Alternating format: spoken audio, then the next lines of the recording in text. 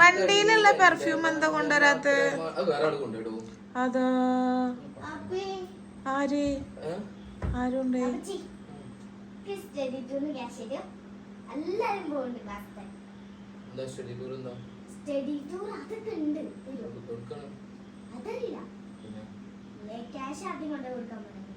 അതെന്താ അതെങ്ങനെ അതെന്ത് തീരുമാനം എന്ത് സ്കൂൾ തീരുമാനം അത് ആദ്യം എവിടുക്കാണ് എന്താണ് തല്ല് കാണാതിനൊരു തീരുമാനം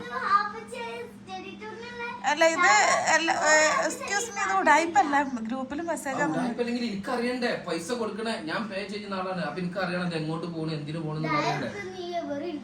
എത്ര 20 പൈസ ഉള്ളൂ തരണമെങ്കിൽ എനിക്ക് ആദ്യം പറയാനുള്ളതൊക്കെ പറഞ്ഞിട്ട് ആ ഞാൻ പഠിക്കുമ്പോ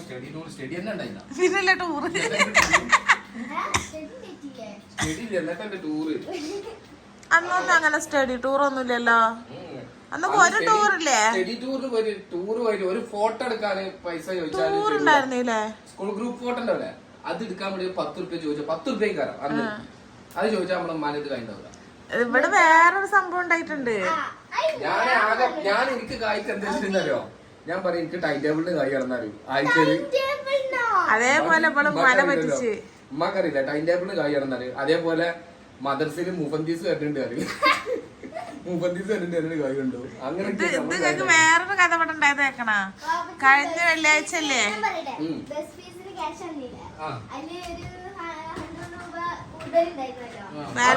ബാക്കി കായോടെ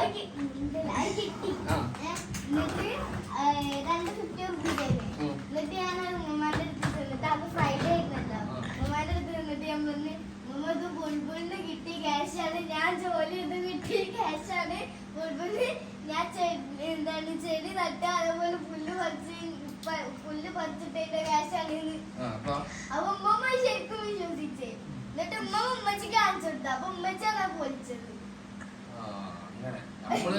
നമ്മള് പഠിച്ച സമയത്തൊന്നും ഈ വക സാധനങ്ങളൊന്നും ഇല്ല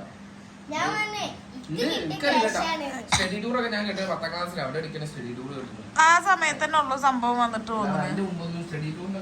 സമ്മതപത്രം വേണം അത് ആരുടെയായാലും കുഴപ്പമില്ല 2ാം തീയതി അത്രയും വരുന്നുണ്ട് പിന്നെ ഒരു 100 ആലോചിക്കട്ടെ